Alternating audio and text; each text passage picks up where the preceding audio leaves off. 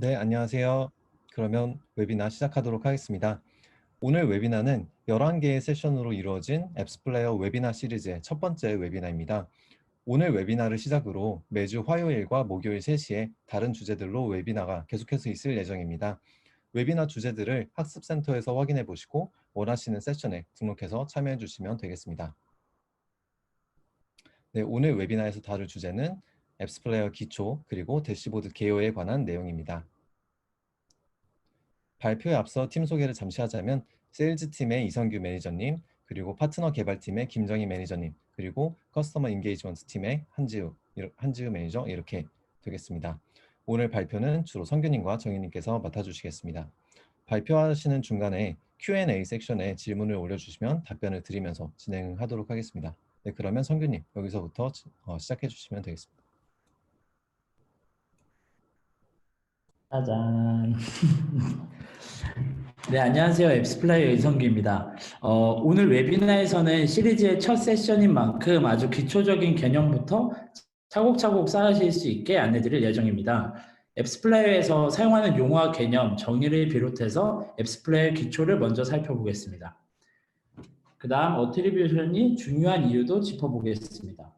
또 오늘 웨비나에서 가장 흥미로운 부분인 앱스플라이어 개요 대시보드의 시연이 있겠습니다.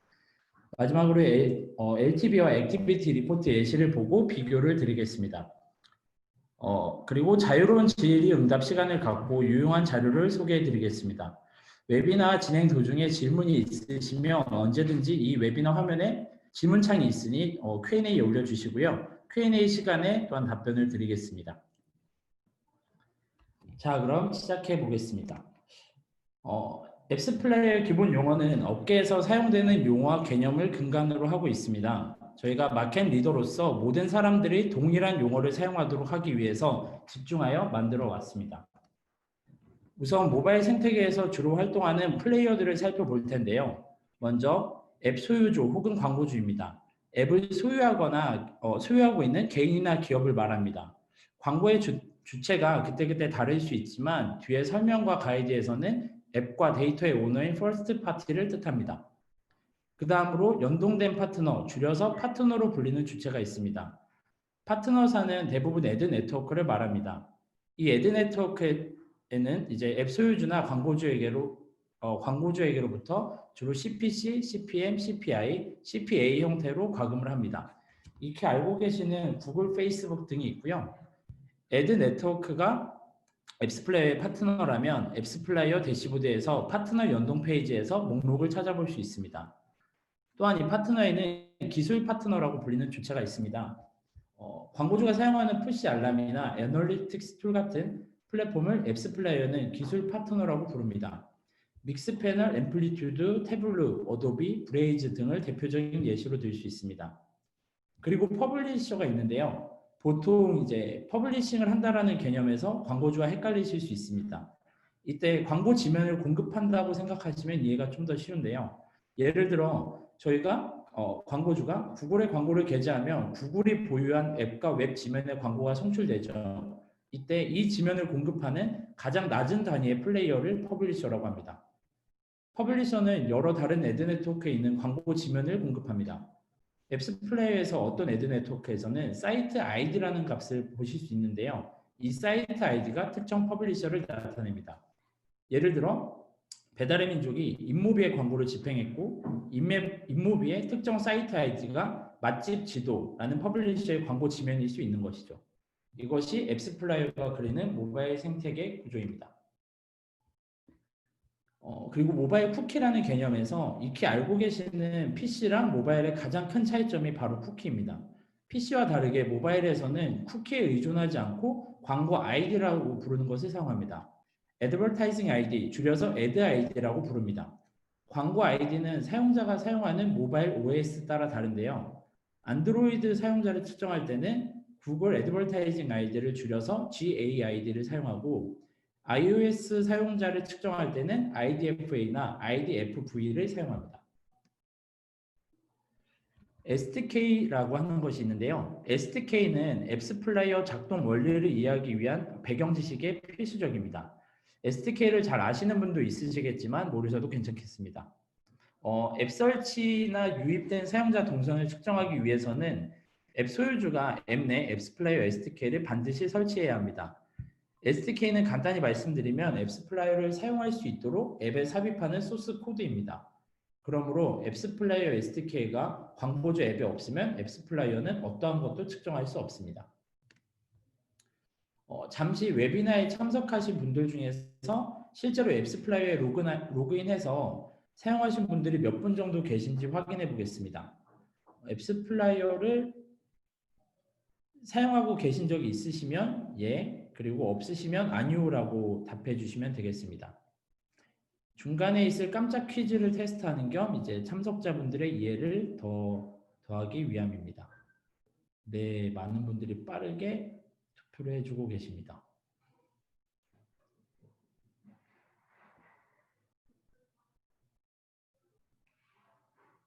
상당히 많은 분들이 이미 저희를 알고 써보고 계셔서 이제 오늘 세션은 거의 쉬어가는 세션일 것 같네요.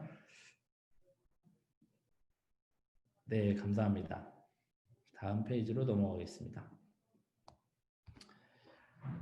네, 앞서 배경에 필요한 용어를 익혔으니 앱스플레이어 기본 기능과 개념 용어에 대해서 한 번 더 자세히 알아보겠습니다. 인게이지먼트입니다. 인게이지먼트는 광고나 클릭을 통칭해서 말씀드립니다. 앱스플라이어는 광고 클릭이나 광고 조회와 광고에 대한 반응을 측정할 수 있는데요. 애드 네트워크가 광고 노출 클릭을 측정하는데 유저가 광고를 클릭하고 이제 조회될 때마다 앱스플라이어에게는 조회 또는 클릭이 발생했다고 전달합니다. 이에 따라서 인게이지먼트는 앱스플레이어 SDK 없이도 측정할 수 있습니다. 그 다음 인스톨입니다. 우리에게 아주 중요한 개념이죠. 앱스플레이어는 인스톨을 두 가지로 구분합니다. 바로 올가닉과 논올가닉인데요. 올가닉은 일반적으로 사용자가 뭐 구글 플레이나 앱스토어를 열어서 앱을 검색한 후에 설치하고 클릭해서 앱을 시작했음을 의미합니다. 완전한 자연 유입을 뜻하는 바입니다. 그 다음 논올가닉 인스톨이 있는데요. 비자연 유입은 사용자가 광고를 보거나 클릭하고 앱이 설치된 경우를 말합니다. 앱스플라이어는 사용자가 앱을 처음 시작하기 전 설치를 측정할 수 없습니다. 이 점은 매우 중요한데 뒤에 다시 설명드릴게요. 그리고 앞으로 인스톨은 정확하게 첫 실행을 말합니다. 사실 설치는 측정할 수 없고 앱스플라이어 SDK가 탑재된 앱이 실행되어야 한다는 뜻이고요. 첫 실행을 말하며 앱스플라이어는 앱을 처음 시작할 때만 추적이 됩니다. 반대로 이 개념에서 이제 논올가닉 인스톨에서는 순전히 논올가닉이 아닌 것일 수도 있습니다. 이제 올가닉을 말합니다. 이제 광고에 인게이지먼트에 관여했지만 올가닉 설치로 기록될 수도 있거든요. 그래서 이 부분에 대해서는 뒤에 세션에서 이어서 설명드리겠습니다. 그 다음 앱스플라이어 아이디입니다. 사용자가 앱스플라이어의 SDK와 함께 광고주의 앱을 설치하고 처음으로 시작할 때마다 앱스플라이어 SDK는 해당 사용자에게 고유한 앱스플라이어 아이디를 할당합니다. 앱스플라이어 아이디는 사용자가 앱을 제거할 때까지 앱스플라이어가 모든 활동에 할당하는 고유한 아이디입니다. 따라서 사용자가 앱을 처음 시작할 때마다 앱스플라이어 SDK가 활성화되고 해당 사용자는 앱스플라이어의 고유한 아이디로 인앱 이벤트 등등이 측정됩니다. 고유한 앱스플라이어 아이디에 연결돼서 앱을 제거할 때까지는 일관되게 유지되고요. 앱스플라이어 아이디는 설치, 제거, 재설치를 할 때마다 새로 생성됩니다. 그 다음 이벤트 개념이 있습니다. 이벤트 개념은 세 가지 유형이 있는데요. 첫 번째, 설치 인스톨 이벤트입니다. 인스톨 이벤트는 앱의 첫 실행과 같고 그때 앱스플라이어 SDK가 추적을 시작할 수 있습니다. 두 번째, 앱 삭제는 광고주가 제거 측정을 설정할 경우에 측정이 가능합니다. 유저에게 보이지 않는 사일런트 푸시가 가고 푸시에 기기가 응답하지 않으면 앱 삭제 한 건이 기록됩니다. 세 번째로 인앱 이벤트인데요. 앱 이벤트는 앱스플라이어 SDK를 사용해서 앱을 소유한 광고주가 설정해야 합니다. 추적하려는 이벤트는 전적으로 광고주가 자유롭게 설정하실 수 있고요. 주로 마케팅 KPI, 비즈니스 면에서 보는 주요 KPI를 이로 설정하게 됩니다. 이벤트를 인앱 이벤트로 더 살펴볼 수 있는데요. 인앱 이벤트를 더 자세히 말씀드릴게요. 이제 앱 이벤트는 파라미터라는 구성으로 되어 있는데 이를 박스 개념으로 생각하셔도 좋습니다. 저장된 상자의 이름을 원하는 대로 지정할 수 있고 구획과 각 구획의 이름을 나눌 수 있습니다. 지금 화면에 표시된 대로 세 가지의 이제 박스가 있는 거죠. 그래서 네, 세 가지의 예시로는 수익, 수량, 품목 이름을 정했습니다. 더 나아가서 이제 뭐 쿠폰의 사용 유무, 뭐 결제 방식, 첫 구매 유무, 멤버십 포인트 사용 등등을 예시로 인앱 이벤트 내용으로 더 넣을 수 있습니다. 그 다음 포스트백이라는 개념이 있습니다. 앱스플라이어는 연동된 파트너들에게 포스트백을 보내는데요. 간단히 말해서 이게 어떤 일이 일어났는지를 연동된 파트너들에게 알려주는 것입니다. 그래서 광고 네트워크, 애드 네트워크 또는 기술 파트너들에게 앱을 설치하거나 이앱 이벤트가 발생할 때마다 앱스플라이어로부터 포스트백을 받습니다. 광고주가 구성하고 애드 네트워크는 포스트백이 수신됩니다. 이제 이것이 가장 중요한 이유는 애드 네트워크가 이러한 포스트백을 사용해서 광고주에게 비용을 청구하기도 하고 게시자에게 이제 퍼블리셔들에게 비용을 지불하기도 하면서 캠페인을 최적화하기 때문에 포스트백은 매우 중요합니다. 앞서 설명드린 브레이즈, 태블로, 믹스패널 등은 이러한 기술 파트너들이 포스트백을 사용해서 세그멘트를 구축하고 푸시 알람들을 보내는 것이죠. 마지막으로 이제 미디어 소스입니다. 미디어 소스는 논올가닉은 이제 광고의 노출과 클릭으로부터 발생하잖아요. 그래서 모든 노출과 클릭은 어떠한 특정 미디어 소스로부터 발생하도록 되어 있습니다. 미디어 소스는 애드 네트워크와 커스텀 미디어 소스 두 가지로 나눠질 수 있고요.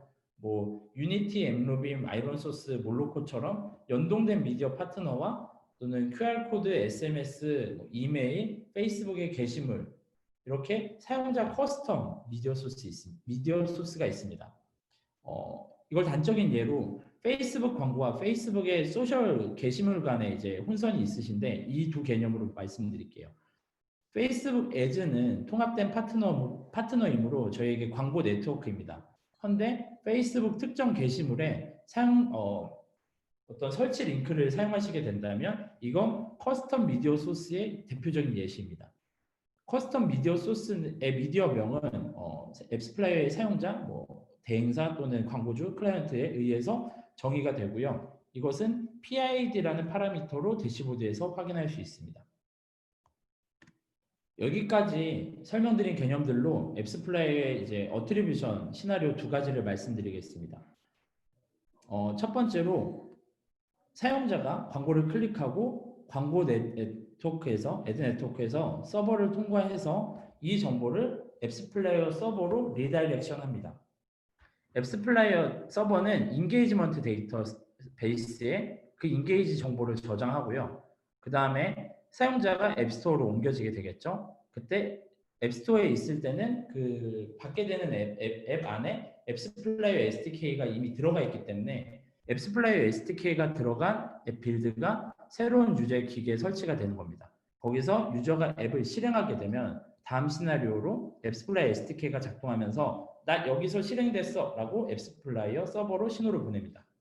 그렇다면 앱스플라이어 서버는 이 인게이지먼트가 어디서 발생했는지를 먼저 확인합니다. 해서 이 인게이지먼트가 특정 애드 네트워크로 기여가 인정된다면 그 인정된 성과를 애드 네트워크에 포스트백으로 보내는 것입니다.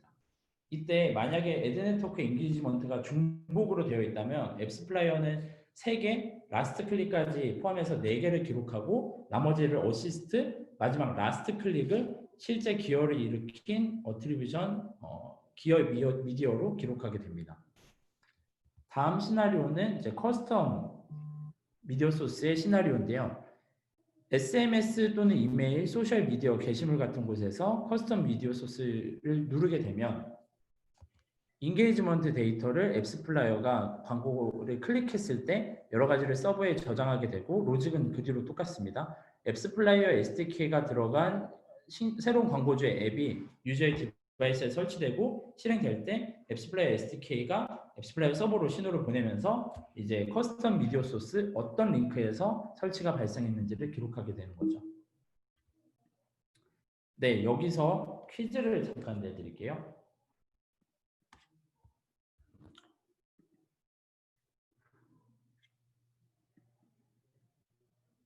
네, 한 유저가 월요일에 광고를 클릭했고 화요일에 앱을 다운로드해서 목요일에 앱을 실행했습니다. 그리고 토요일에 구매를 했는데 인스톨 이벤트는 어떤 요일로 기록이 될까요?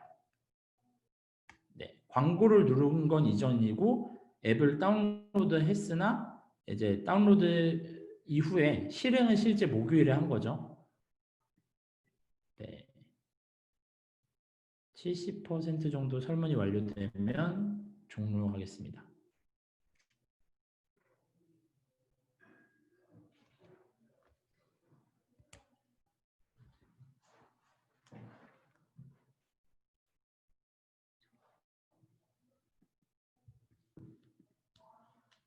네, 정답은 목요일입니다.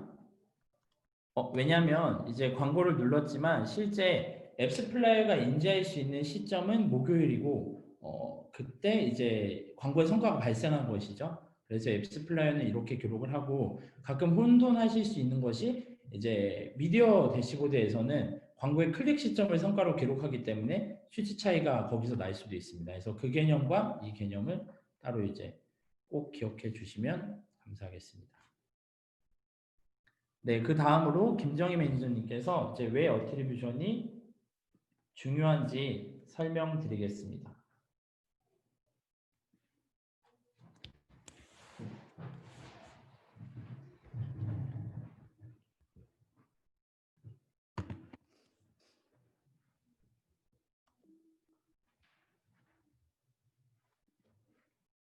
안녕하세요. 엑스플라이어 김정희입니다. 여기서부터는 제가 설명드릴게요.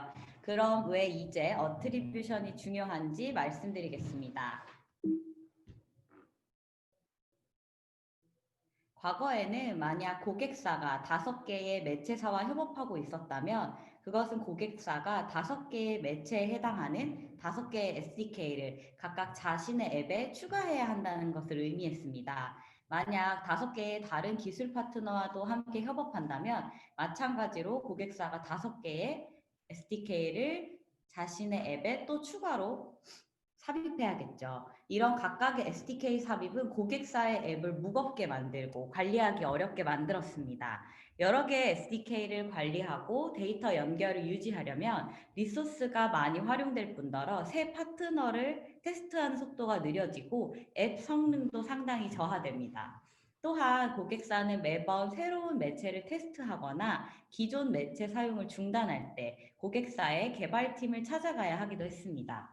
하지만 그것과는 별개로 가장 큰 문제 중 하나는 모든 광고 매체가 다른 광고 매체의 참여를 알 수 없다는 것이었습니다. 이것이 왜 문제가 될까요? 과거에는 기본적으로 한 개의 설치가 발생해도 그에 대해 고객사는 2~3번 매체사로 지불해야 했습니다. 사용자가 앱을 설치하기 이전에 여러 광고 매체에서 여러 번 광고 클릭을 할 수 있기 때문인데요. 이에 대해서 각각 지불했던 것이죠. 즉, 한 개의 인스톨에 여러 번의 결제가 이루어졌습니다. 그런 이유로 앱스플라이어가 시장에 진입했습니다. 고객사는 자신의 앱에 단 한 개의 앱스플라이어 유니버셜 SDK만 삽입하게 되며 언제든 새로운 파트너와 협업하고자 한다면 앱스플라이어 대시보드에서 간단하게 설정만 하면 됩니다. 매체 추가에 따른 고객사의 SDK 추가 작업은 전혀 필요하지 않습니다.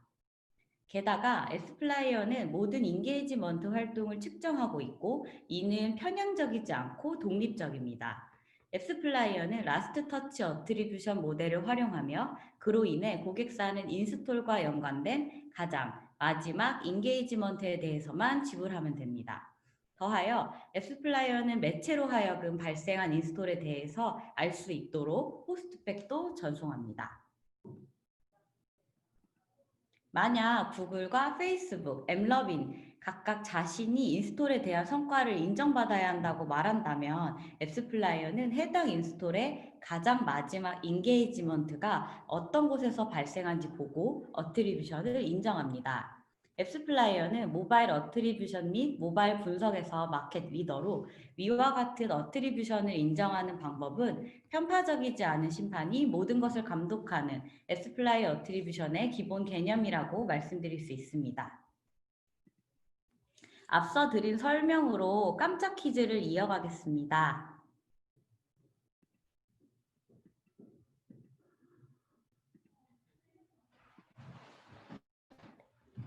질문은 모바일 앱 인스톨을 측정하기 위해 2개 이상의 SDK가 필요합니까? 라는 내용입니다. 앞서 설명드린 앱스플라이어의 유니버셜 SDK를 떠올리시면 어렵지 않게 풀 수 있는 문제인 것 같습니다.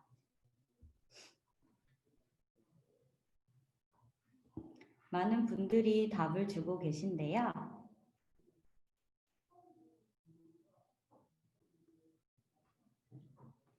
이제 그럼 답을 함께 확인해 보겠습니다. 96% 분들이 모두 아니오라고 선택해 주셨는데요. 정답은 아니오가 맞습니다. 그래서 앱스플라이어에서 모바일 앱 인스톨을 측정하기 위해서는 한 개의 앱스플라이어 SDK를 앱 내에 추가하시면 됩니다.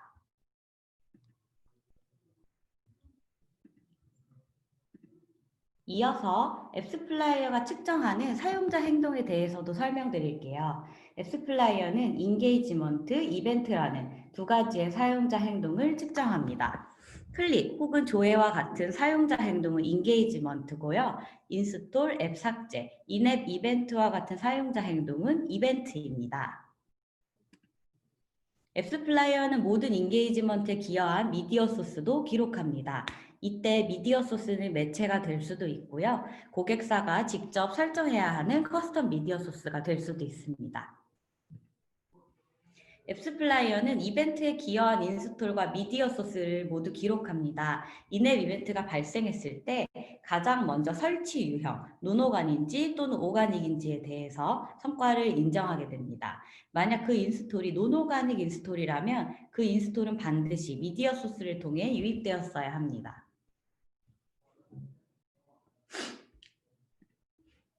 어트리뷰션은 기본적으로 인스톨에 어떤 인게이지먼트가 성과를 가져가는지 결정하는 것입니다.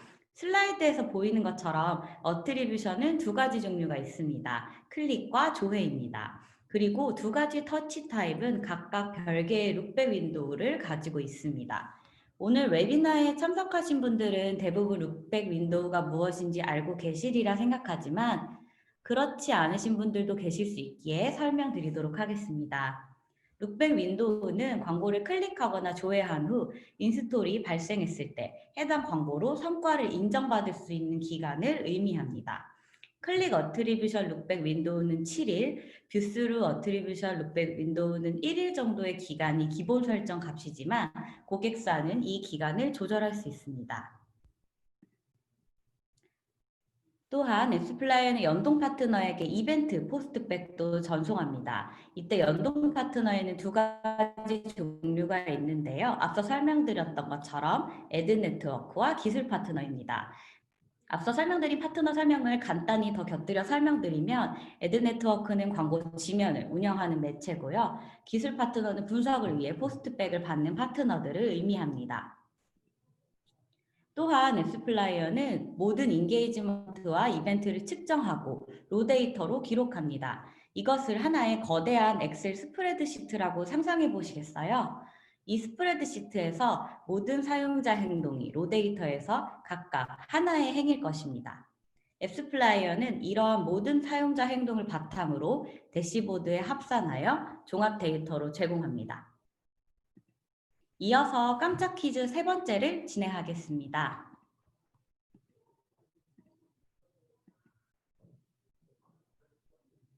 질문은 클릭 룩백 윈도우의 기본 설정 값을 물어보는 내용입니다.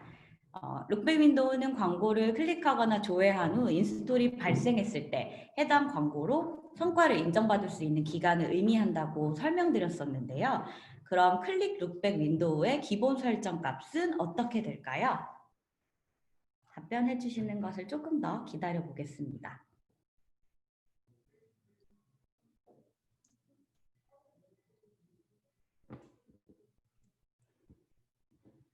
이제 투표를 종료하고 정답을 말씀드릴게요. 정답은 7일입니다. 많은 분들께서 정답을 선택해 주셨네요. 이때 7일은 기본 설정 값으로 고객사는 클릭 룩백 윈도우를 1시간에서 30일까지 직접 설정할 수 있다는 점도 함께 알아두시면 좋을 것 같습니다. 그리고 다른 질문도 함께 진행해 보겠습니다. 이번에는 뷰스루 룩백 윈도우의 기본 설정 값을 물어보는 질문입니다. 클릭 룩백 윈도우가 광고를 클릭한 후 인스톨이 발생했을 때 인정받을 수 있는 기간에 대한 설명이 없다면 뷰스루 룩백 윈도우는 광고를 조회했을 때 인스톨을 인정받을 수 있는 기간을 의미합니다. 많은 분들께서 답을 눌러주고 계신데요.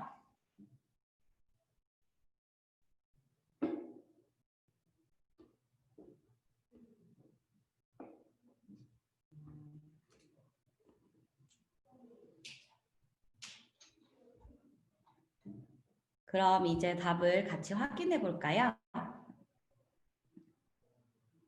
답은 1일입니다. 이번에도 많은 분들께서 정답을 맞춰주셨네요. 하지만 클릭 룩백 윈도우와 마찬가지로 뷰스루 룩백 윈도우 역시 고객사가 조절할 수 있으며 그 기간은 1시간에서 7일 사이라는 점 한 번 더 인지해 주시면 좋을 것 같습니다.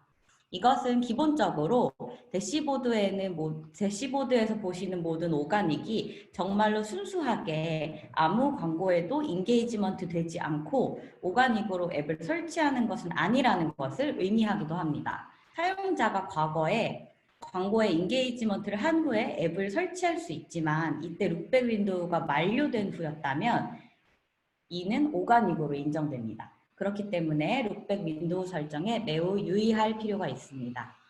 이어 나오는 발표는 다시 이성규 매니저님께서 설명드리도록 하겠습니다. 잠시만요.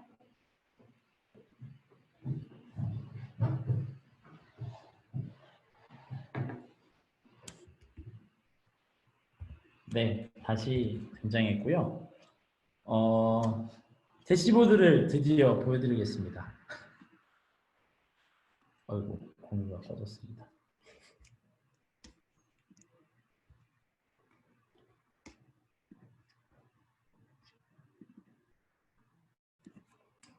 네, 저희의 예쁜 대시보드인데요. 앱스플라이어에 데이터가 쌓이기 시작하면 이 대시보드를 보실 수 있어요. 그래서 우측 상단에 미디어 소스, 지역, 보시고자 하는 캠페인 단위를 눌러서 보실 수 있고 이제 가장 중요한 기간입니다. 요거 잘못 설정해서 데이터가 잘못 보이시는 분들이 있거든요. 그래서 보시고자 하는 데이터 기간을 설정하신 다음에 여기 적용 버튼을 누르게 되면 그에 해당하는 LTV, 개요 대시보드가 보입니다. LTV 개념을 뒤에 더 설명드릴 텐데 여기서 또 간단하게 언급을 드리겠습니다. 앞에 인게이지먼트를 저희가 미디어로부터 받아온다고 말씀드렸듯이 노출과 클릭은 저희가 미디어로부터 받아오고요. 논 올가닉 데이터는 앞에 정희님께서 잘 설명해 주셨듯이 배포된 어트리뷰션 링크 또는 애드 네트워크를 통해서 유저가 클릭을 하고 룩백 윈도우 기간 이내에 들어왔을 때 논 올가닉으로 기록됩니다. 이 기간을 초과했거나 아니면 한 번도 광고에 노출, 클릭하지 않았던 유저는 올가닉으로 기록이 되는 것이죠. 클릭 투 인스톨은 광고 클릭으로부터 이제 논올가닉 전환의 전환율을 보여줍니다. 그리고 이 부분이 중요한데 설정된 기간에 들어온 유저들의 대시보드를 보는 현 시점까지의 부가가치를 여기서 볼 수 있습니다. 이건 개요의 LTV 개념인데요. 예를 들어 1월에 신년 이벤트를 했고 그 유저가 2월에도 돈을 쓰고 3월에도 돈을 쓰겠죠. 하지만 앱스플라이어는 마케팅 LTV를 보여주는 대시보드이기 때문에 이 개요 대시보드에서는 신년 이벤트의 마케팅 성과로 2월, 3월 과금을 기록합니다.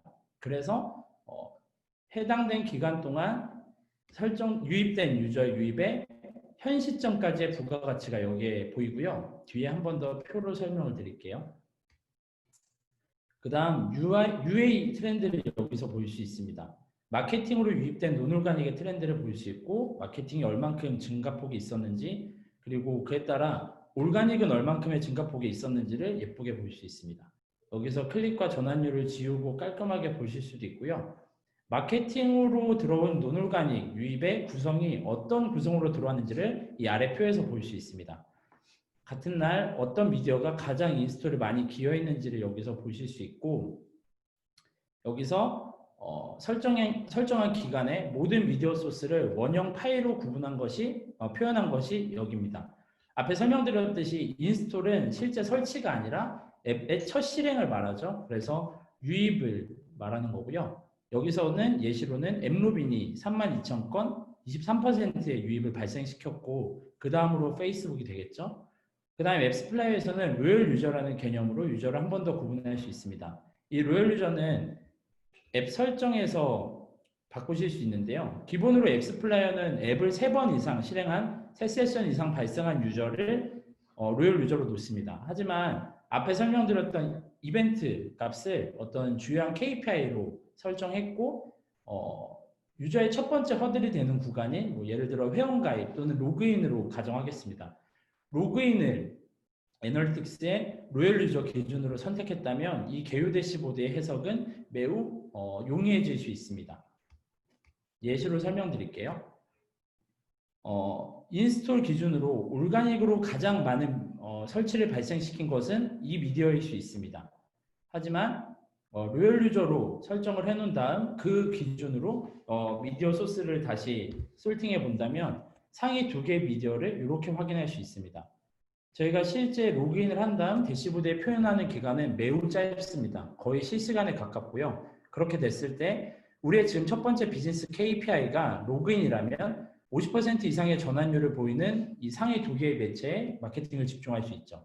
더 나아가서 페이스북에선 어떤 캠페인, 그리고 어떤 캠페인에서 더 하위로 내려간 어떤 애드 세트에서 로그인 전환율이 가장 좋은 이 광고 매체의 광고 또는 광고 소재의 마케팅을 집중할 수 있습니다. 해서 로열 유저 설정은 앱스플라이어 개요 대시보드 해석에 매우 중요하고요. 이로 인해서 마케팅의 어떤 방향성을 빠르게 결정할 수 있게 됩니다. 다시 한번 앞에서부터 천천히 설명드릴게요.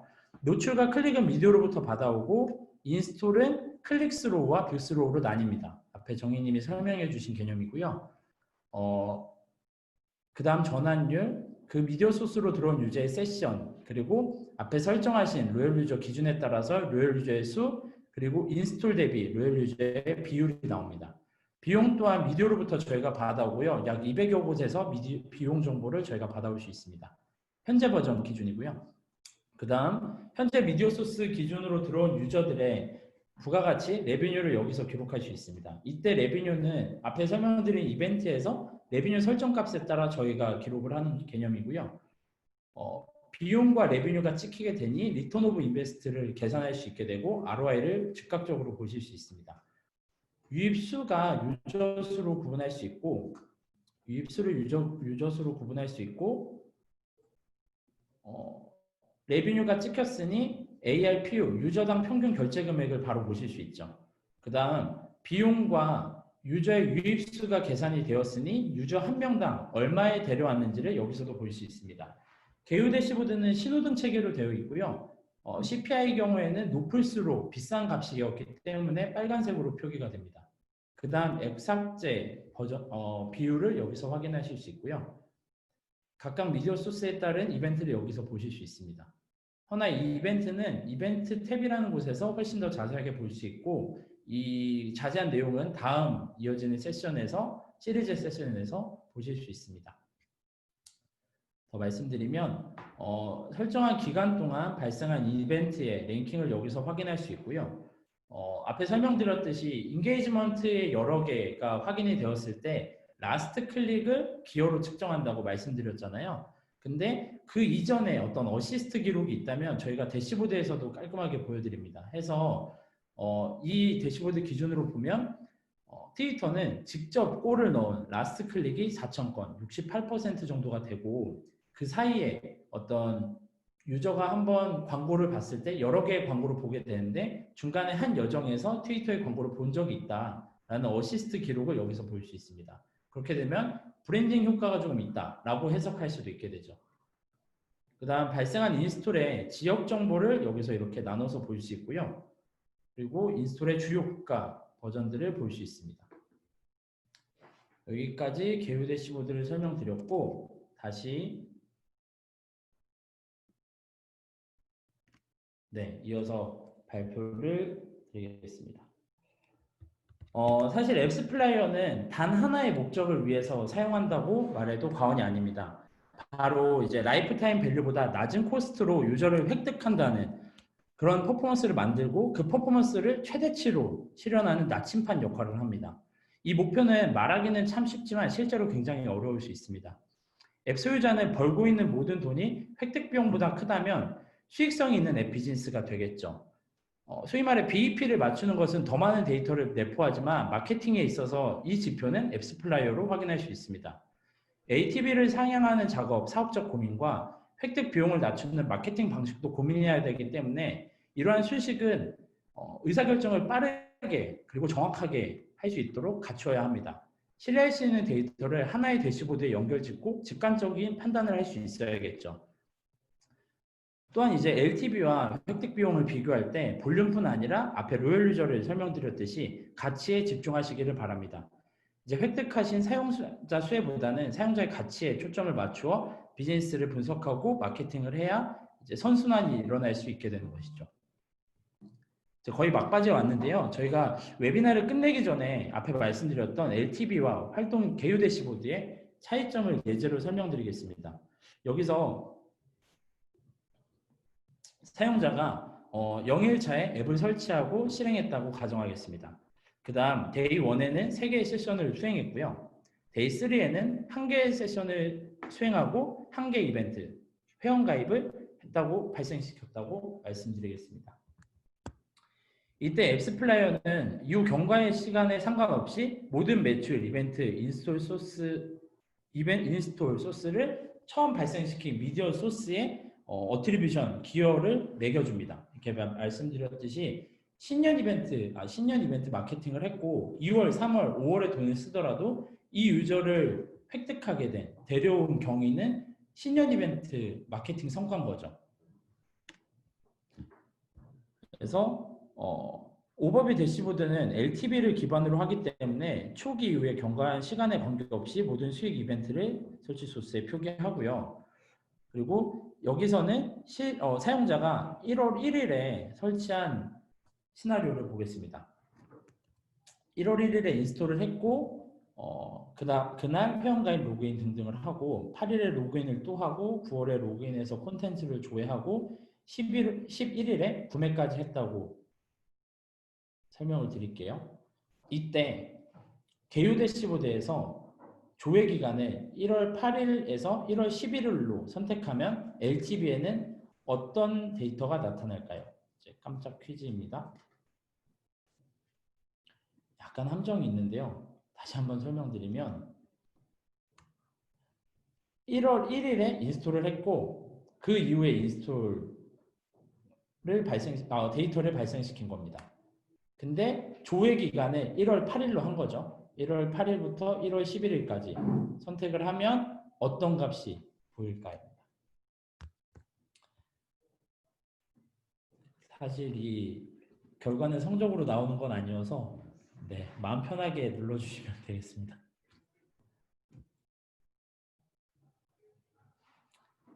더 중요한 퀴즈와 이제 그 자격이 주어지는 퀴즈는 이 세션이 끝나고 이어지니까요. 여기서는 마음껏 연습하셔도 됩니다. 다시 한번 또 설명을 드릴게요. 1월 1일에 설치를 했고 그 이후에 마케팅 이벤트 성과들이 나온 거죠. 근데 조회를 1월 8일로 했습니다. 그 다음 대시보드를 보게 되면 1월 8일부터 11일까지의 마케팅 성과가 나와야 되는 거겠죠. 많은 혼선이 있을 수 있습니다. 제가 더 쉽게 만들었어야 하는데 아직 절반밖에 답을 안 주셨기 때문에 조금만 더 답을 주시면 설문을 종료하고 이만 종료하겠습니다.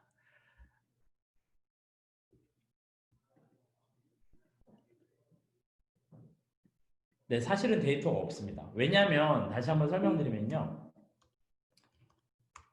1월 1일에 인스톨한 데이터, 그러니까 인스톨 시킨 이 손님을 데려온 거죠, 사실. 어떤 미디어가 1월 1일에 손님을 데려왔고 그 손님이 부가가치를 창출했기 때문에 1월 1일 마케팅 성과로 기록이 되는 것이기 때문에 개요 대시보드에서 1월 8일로 조회하면 데이터가 안 나오게 돼요. 해서 네, 쭉 설명을 계속 드렸고요. 네, 설명을 종료하고 설명드리겠습니다. 해서 이 개념과 혼동되지 않도록 준비되어 있는 것이 액티비티라는 대시보드가 있습니다. 액티비티는 그 날에 발생한 인스톨, 부가가치 모두를 끊어서 볼 수 있게 되고 개요 대시보드와 액티비티 대시보드를 따로 보셔야 합니다. 그래서 마케팅 성과를 보실 때 저희가 첫 번째로 보여드리는 개요 대시보드로 그때 마케팅한 것이 현재까지 어떤 LTV로 부가가치를 만들어냈는지를 직관적으로 보여드리는 것이고요. 이제 여기까지 개념 정리를 마치고 필요하신 유용한 자료들을 안내해 드리겠습니다. 저희가 뭐 글로벌 회사지만 굉장히 많은 자료들이 한글화되어 있고요. 많은 도움말들이 잘 만들어져 있습니다. 쭉 설명드리면 많이들 방문하셔서 봐주시길 바라고요. 헬프 센터가 있습니다. 여기에서 원하시는 정보들을 검색하시면 아주 빠르게 이제 정보들이 나오고요.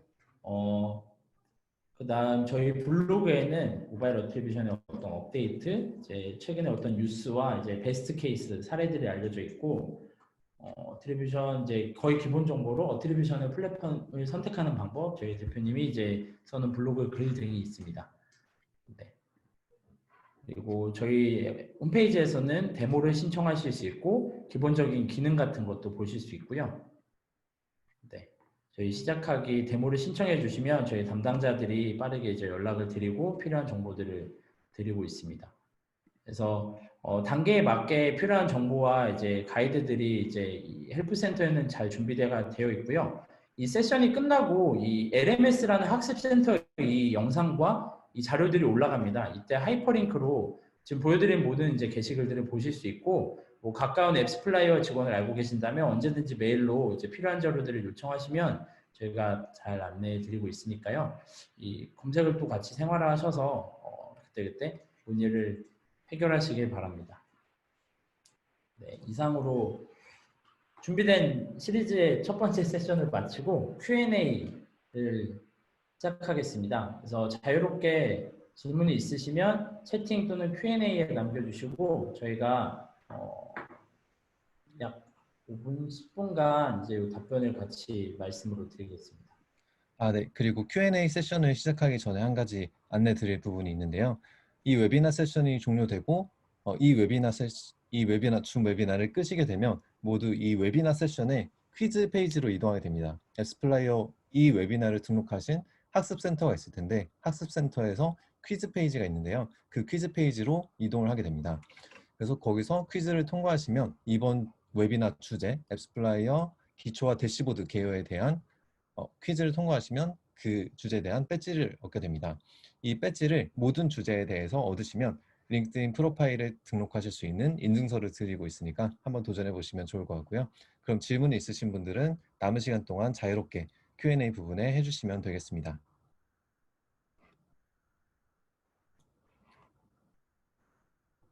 그래서 지금 올라온 Q&A를 보면 액티비티에서 액티비티 세션과 DAU는 계속 업데이트되는 게 맞나요? 라고 말씀하셨는데 액티비티 세션과 액티비티 세션, 액티비티 대시보드는 이제 선택한 날짜의 데이터를 보여드리는 대시보드이기 때문에 그 해당 데이터 자체는 리얼타임으로 업데이트가 되지만 LTV 데이터처럼 이후에도 그 시간이 지날수록 뭐 점차 업데이트가 된다든지 이렇게 되진 않고요.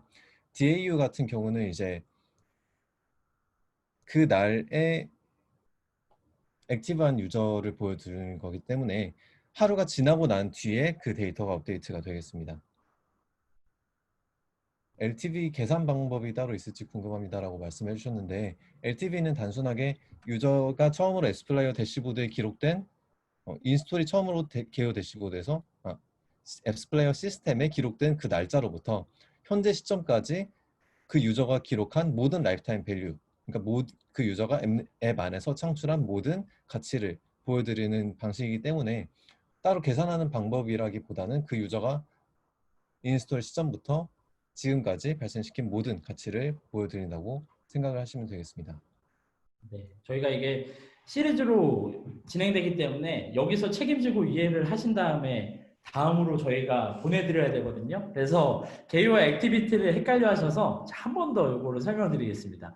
이 LTV는 이제 워낙 다른 비즈니스에서 LTV를 계산하는 걸 미래 가치까지 포함하기 때문에 헷갈리실 수 있어요. 근데 저희의 LTV는 아쉽게도 현 시점까지입니다. 그러니까 발생한 데이터를 누적으로 바로 보여드리고요. 계속 이 예시를 드리지만 이제 1월에 신년 마케팅을 특별히 했다고 할게요. 그래서 4월에 5월에 유저가 돈을 쓰더라도 이거는 1월에 마케팅한 성과이기 때문에 LTV에는 누적이 되고요. 근데 액티비티로 들어가서 모르겠고 다 필요 없고 우리가 3월 달에 얼마를 벌었고 3월 달에 몇 명의 유저가 들어왔는지를 본다면 그렇게 딱 끊어서 볼 수 있는 게 액티비티입니다. 그때 들어온 DAU, 그때 접속했던 MAU, 그때 마케팅으로 들어온 논올가닉과 올가닉, 그때 발생한 매출이 뜹니다.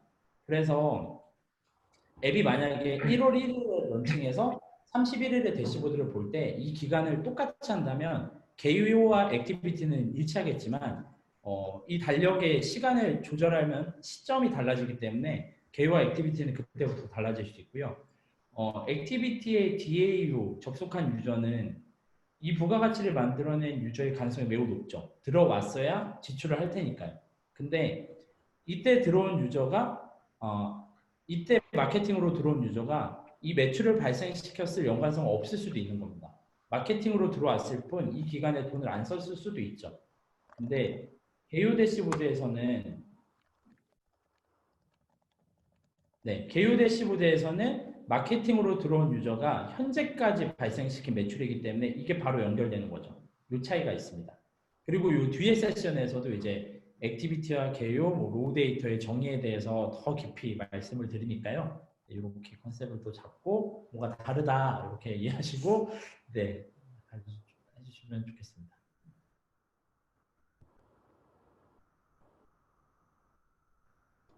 네, 그리고 안창용님께서 GDN 노출, 그리고 페이스북 UEF 이탈, 검색 광고 UEF 이탈, 그리고 오가닉으로 전환을 일으킬 경우 앱스플레이어는 전환을 어떻게 책정하게 되는지 질문 주셨는데요. 일단 우선 앱스플레이어와 구글 광고가 연동되어 있는 상품은 구글의 AC, 그 앱 캠페인이라고 하는 상품이죠. 예전에 UAC 상품이었다가 이제 AC로 개편이 된 그 상품과 이제 그 상품과만 연동이 되어 있어서 GDN의 경우는 별도의 연동을 통해서 하셔야 되겠습니다. 그래서 GDN의 경우는 일반적으로는 측정이 되지 않고 페이스북 광고를 클릭한 후 이탈하고 그 다음에 검색 광고 여기서의 검색 광고도 이제 어떤 광고인지에 따라서 답이 달라지게 될 텐데 유저가 클릭 후에 어떤 광고를 클릭 후에 어떤 행동을 했는지는 앱스플레이어가 측정하는 어트리뷰션에 영향을 미치지 않습니다. 그래서 유저가 월링크든 아니면 어떤 페이스북 광고 앱스플레이어로 측정하는 페이스북 광고든 클릭을 만들었으면 앱스플레이어는 이 앱스플레이어 서버에 이 클릭 기록이 저장이 되고 그 이후에 유저가 이 클릭에 또는 클릭 또는 노출의 룩백 윈도우 이 내에 이 클릭 또는 노출이 룩백 윈도우가 남아 있어서 유효한 클릭 또는 노출일 경우에 인스톨을 발생시키면 유효한 전환으로 기록이 되고요. 그래서 만약에 이 시나리오에서 페이스북과 검색 광고의 클릭 룩백 윈도우가 모두 유효하다고 했을 때 가장 마지막으로 발생한 검색 광고의 클릭이 인스톨 성과로 기여가 되겠습니다. 그리고 퀴즈를 통과하지 못하게 되면 언제 재응시가 가능한가요? 라고 말씀해 주셨는데 퀴즈는 언제든지 계속해서 재응시를 하실 수 있습니다. 앱스플라이어 학습센터에서 재응시를 하실 수 있고요. 지금 들어가 보실 수 있게 퀴즈의 주소를 채팅창에 올려드렸으니까 거기서 한번 확인을 해보시면 되겠습니다. 그리고 인스톨이 왜 설치 기준이 아니라 첫 실행 기준인가요? 라고 말씀해 주셨는데, 인스톨이 첫 실행 기준이 되어야 하는 이유는 앱스플라이어에서 인스톨로 인식을 하고 기록을 할 수 있는 시점은 앱스플라이어 SDK가 초기화되는 시점입니다. 근데 앱스플라이어 SDK가 초기화되려면 앱 안에 설치되어 있는 SDK가 실행이 되어야 되고, 그러기 위해서는 앱이 가장 최소한 처음 한 번은 실행이 되어야 되기 때문에 이 가장 처음에 실행하는 이때 기준을 인스톨로 잡게 되는 것입니다. 네, 그리고 개요 대시보드에서 날짜 기준은 그럼 인스톨 날짜인가요? 라고 말씀해 주셨는데, 개요 대시보드에서 날짜를 선택을 하실 때 그 날짜는 이 날짜 안에 인스톨한 유저들의 라이프타임 데이터를 보겠다라는 뜻이 됩니다. 그러니까 인스톨 날짜로 하는 게 맞겠습니다. 그리고 CPI로 과금할 방법은 없는 건가요? 꼭 오픈이 된 것만 트래킹이 되는 건가요? 라고 말씀해 주셨는데, 광고주 분께서 매체와 어떤 캠페인을 진행하실 때 어떤 광고, 어떤 모델로, 어떤 요금 모델로 진행하실 건지는 이제 매체와 협의를 하시면 되는 부분이고요. 뭐 인스톨로 과금을 하겠다 아니면은 뭐 CPA 구매 기준으로 하겠다 이런 거는 이제 매체랑 협의를 하시면 되는 부분이고, 앱스플라이어에서는 이제 노노가닉 인스톨로 설치된 그 숫자에 대해서 과금을 하고 있습니다. 그리고 오버뷰 대시보드에서 인앱 액션 수치와 포스백 데이터 인앱 액션 수치가 다르게 보이는 이유는 무엇인가요? 라고 말씀해 주셨는데,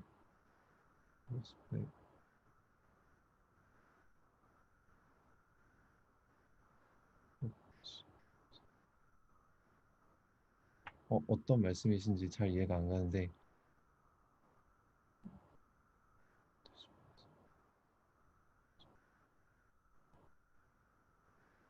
포스백 데이터에서 인앱 액션 수치가 음, 포스펙 데이터는 아마 포스펙 로 데이터를 말씀하시는 것 같고요. 오버뷰 대시보드는 LTV 기반의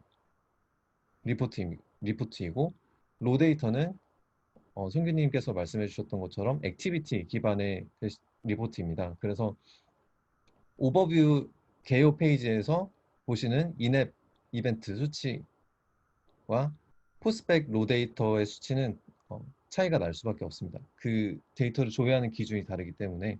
그래서 포스펙 로 데이터 인앱 이벤트 수치와 비교를 하시려면 액티비티 리포트 페이지를 보셔야 됩니다. 그리고 액티비티 성규님 뭐 하실 말씀 네, 있으시죠? 저희가 이게 LMS로 편집돼서 올라가는데 시간이 조금 있을 수 있기 때문에 채팅에 저희 유튜브 기존 설명 영상을 올려놨습니다. 이걸로 한 번 더 빠르게 복습해 보실 수 있고요. 저희가 그 다음에 LMS에 올라가면 메일로 한 번 더 알람을 드릴 수 있겠습니다. 네, 시간이 얼마 남지 않았는데 일단 올라온 질문들을 최대한 다뤄보도록 하겠습니다. 만약 여기서 저희가 미처 다루지 못한 질문이 있을 경우에는 hello@appsplayer.com 이라는 채널로 메일을 주시면 답변을 이어서 드릴 수 있도록 하겠습니다. 그리고 액티비티 메뉴에서 액티비티 세션이나 DAU 데이터가 1, 2일이 지났는데도 데이터가 바뀌던데요. 시간대에 따라 데이터가 최종 확정되는 시점이 다른 건가요? 라고 말씀해 주셨는데, 그런 일단 원칙으로는 액티비티 페이지에서는 데이터가 바뀔 일이 없는 것이 맞고요. 그런 현상을 보셨으면 저희 쪽으로 접수를 해주시면 한번 확인을 도와드리겠습니다. 라스트 클릭 기준으로 매체사 포스펙을 정산하는 기준을 제공한다고 하셨는데, 일부 답변에는 사전에 매체와 광고주 협의가 필요하다고 하셨습니다. 라고 말씀해 주셨는데요. 라스트 앱스플라이어에서 어떤 성과를 기여하는 거는 인스톨 성과를 기여하는 것은 라스트 클릭으로 성과를 기여하는 것이 맞습니다. 그렇고 이제 매체사와 광고주가 협의를 해야 되는 부분은 이 클릭으로부터 이 클릭 로부터 발생하는 인스톨의 성과를 최대 며칠까지 인정할 것인지에 대한 부분입니다. 그래서 그 부분은 서로 다른 부분이고요. 앱스 플레이어가 기여를 하는 기준은 라스트 클릭 기준으로 인스톨을 기여하는 것이고, 매체사와 광고주의 협의가 필요한 부분은 이 인스톨의 성과를 최대 며칠까지 인정을 할 것인지, 그 룩백 윈도우에 대한 그 부분을 협의를 해야 하셔야 되는 것입니다. 그리고 액티비티에 LTV도 포함되는 건가요? 라고 말씀해 주셨는데요. 액티비티와 LTV 두 가지의 데이터 조회 방식이 있는 것입니다. 그래서 액티비티라는 조회 방식이 따로 있는 것이고, LTV라는 조회 방식이 따로 있는 것입니다. 그래서 액티비티는 어떤 특정한 선택한 데이터 조회 시점에, 그 시점에 발생한 모든 데이터를 보는 것이 액티비티 방식인 것이고, LTV 방식은 그 선택한 시점에 발생한 인스톨한 유저들이 현재 시점까지 발생시킨 모든 LTV 데이터를 보여드리는 것이 LTV 방식이 되겠습니다.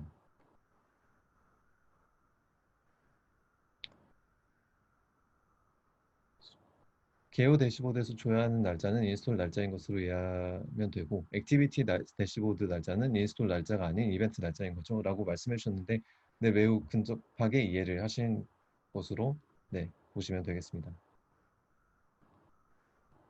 죄송한데 질문이 어디로 들어오고 있나요? 여기는 안 보여서 물어봅니다 라고 하셨는데, 줌 인터페이스를 보면 하단에 Q&A라는 부분이 있습니다. Q&A 부분을 보시면 되겠습니다. 지금 저희가 웨비나가 4시까지 스케줄이 되어 있어서 약 2분 정도가 남아 있는데, 몇 개의 질문만 더 다뤄보도록 하겠습니다. 나머지 질문은 hello@appsplayer.com으로 보내주시면 되겠습니다. 액티비티에 보이는 DAU는 당일에 앱을 오픈한 유니크한 방문자 수 맞나요? 라고 말씀해 주셨는데요. 예를 들면 5월 27일 액티비티 DAU가 50이면 유니크한 50명이 우리 앱을 오픈했다는 것이죠?